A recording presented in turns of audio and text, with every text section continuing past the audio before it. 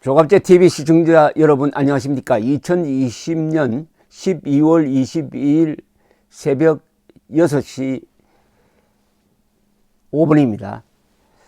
오늘 서울행정법원이 윤석열 검찰총장이 제기한 2개월 정직 효력 정지 신청을 심리합니다.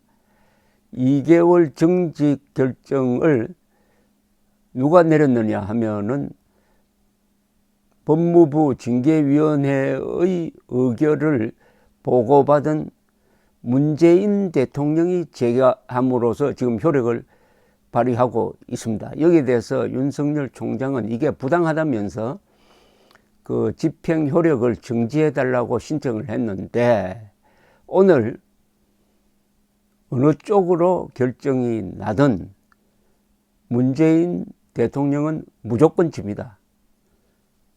무조건 집니다. 어디에서 지느냐?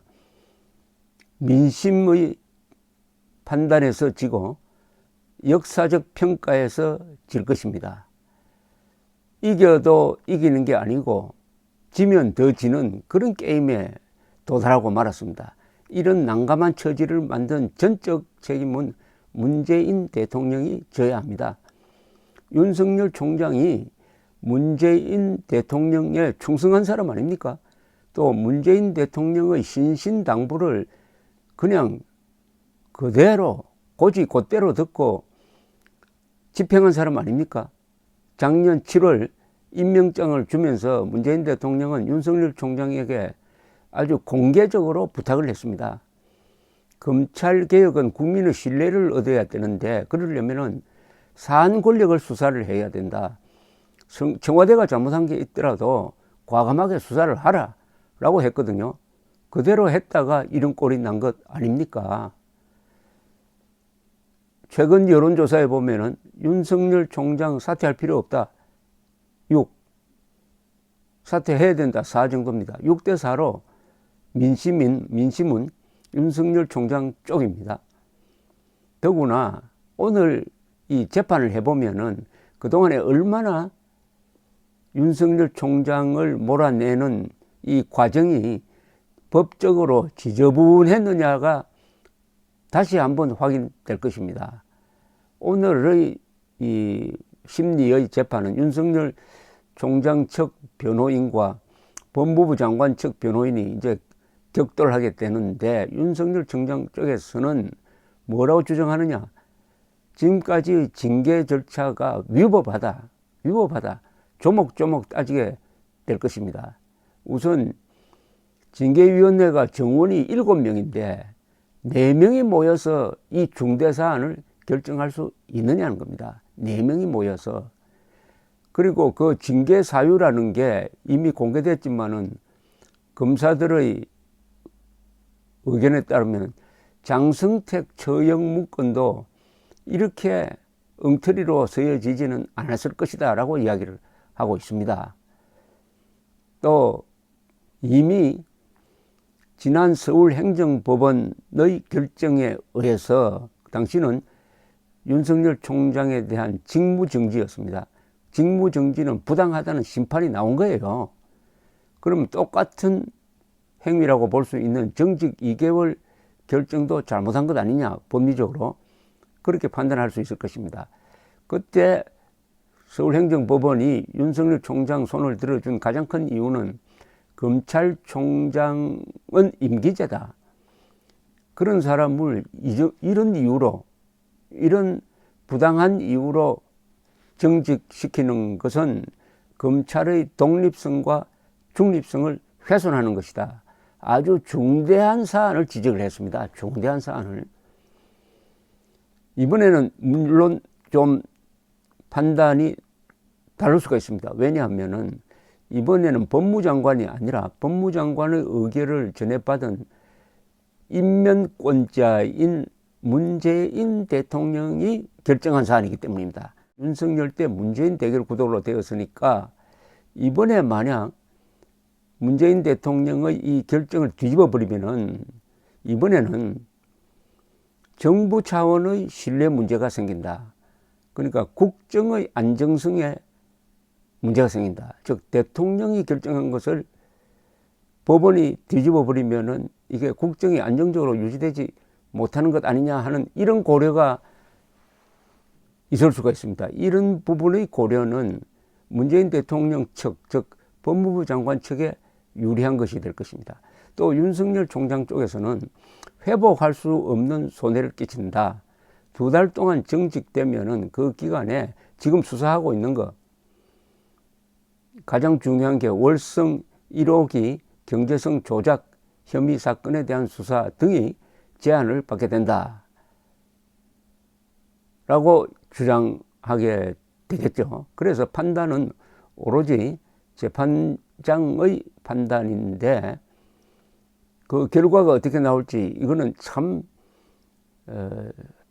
미리 예측하기가 어렵습니다. 그러나 확실히 예측할 수 있는 것은 윤석열 총장이 오늘 지더라도 이 재판에서 지더라도 문재인 대통령이 이기는 것은 아니라는 사실입니다. 자, 문재인 대통령이 이기는 판단을 나왔을 때의 상황을 한번 생각해 보십시오. 그러면 우선 검사들이 반발할 겁니다. 그리고 이미 상당히 반정부 쪽으로 쏠리고 있는 민심이 반발할 것입니다. 그리고 언론이 대체로 비판적일 것입니다. 더구나 이번에 징계를 주도한 인물이 선택 잘못했습니다. 이용구 법무차관이라는 사람이 법무실장 그만둔 직후에 택시를 탔다가 택시 운전사가 집 앞에 당도해가지고 내려라고 깨우는데 신경질을 내면서 운전자를 폭행을 했다. 밤에 운전자를 폭행했다. 아주 이거는 엄중 처벌을 받아야 될 법조항이 확실하게 있는데도 불구하고 경찰이 그냥 봐줘버렸다. 피해자인 택시 기사는 불러서 진술 조서를 받았는데 가해자인 이용구, 지금의 이용구 차관은 경찰에 나타나지도 않았다. 이것은 명백한 법 위반이다 하는 그런 보도가 주말에 나오면서 또 한 번 더 여론이 악화되었습니다. 이게 다 민심에 영향을 줘가지고 설사 행정법원이 윤석열 총장에게 패소 판결을 안겨주더라도 민심은 문재인 대통령을 패배자로 지정하게 될 것이라고 생각을 합니다. 문재인 대통령이 이기더라도 이긴 게 아니라는 거죠. 지면은 그 뭐 더 말할 것도 없습니다. 그래서 이것은 윈윈이 아니라 losing and losing. 윈윈이 아니라 WW가 아니라 LL이 되겠습니다. 이게 결국은 문재인 대통령의 레임덕을 가속화시키게 될 것입니다. 윤석열 씨는 뜨는 사람입니다. 대권 후보 여론조사에서 1등을 달리고 있습니다. 문재인 대통령은 하루하루가 모래시계에서 모래가 빠져나가는 것처럼 권력 누수가 일어나는데 그것은 어디서 일어나느냐?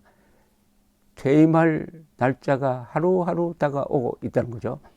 이제 퇴임할 날짜가 이제 1년 한 5개월 남짓 남았습니다. 문재인 대통령은 과거 다른 대통령이 걸었던 길을 걸을 수밖에 없습니다. 헌법을 개정해가지고 재집권할 수는 없잖아요. 이제 임기제 대통령의 마지막 1년이 대체로 얼마나 비참한지는 과거 역사를 돌아보면 아실 것입니다. 이걸 막기 위해서 공수처라는 헌법에도 근거가 없는 괴물 수사기관을 만들었지만은 그 수사기관 또한 이미 정치기관으로 비밀경찰 역할을 한다. KGB 역할을 한다라고 딱 못이 박혀 있어가지고 무슨 수사를 하더라도 국민들이 납득하지 않습니다. 공수처가 무슨 수사를 하더라도 저거는 문재인 대통령의 안전을 위한 수사일 것이다. 또는 보복 수사일 것이다. 이렇게 민심이 이미 판단을 해버리면은 그 수사가 제대로 되지 않습니다. 영장 청구를 해도 법원이 민심에 휩쓸려 가지고 그럴 때는 좋은 민심이겠죠. 영장 기각하는 경우가 생기면은 결국은 무력화됩니다. 정치라는 것은, 정치인은 물고기죠. 물고기는 물 위에서 노는데 이 물이 민심입니다. 그런 점에서 오늘은 문재인 대통령이 무조건 지는 날이고, 문재인 대통령이 레임덕을 스스로 가속화시키는 날이 될 것입니다. 문제는 자유진영, 즉 대한민국 헌법을 수호하는 세력이 오늘 이후에 어떤 식으로 대응하느냐는 것인데, 제가 수도 없이 강조합니다만은 이 모든 국민이 역사 창조의 참여자가 되어야 합니다. 방관자가 되어서는 안 됩니다. 방관자는 불평불만만 해서는 안 된다는 거죠. 입을 덮어쓰고 독립 만세를 불러본들 그게 무슨 의미가 있겠습니까? 애국은 마음으로 하는 것이 아닙니다. 손발과 지갑으로 하는 겁니다. 손발을 열심히 움직여 가지고 1인 시위도 하고 애국 집회에도 나가고 지갑을 열어 가지고 용감한 사람들한테 돈을 보내고, 그리고 손발을 움직여서 SNS를 통해서 좋은 정보를 널리 확산시키고 전화기를 돌려가지고 격려하고 항의하는 이런 행동의 집합체가 결국 민심입니다. 민심이 돌면은 정권이 바뀝니다. 대한민국은 총구에서 권력이 나오는 나라가 아닙니다. 여론에서 권력이 나옵니다. 감사합니다.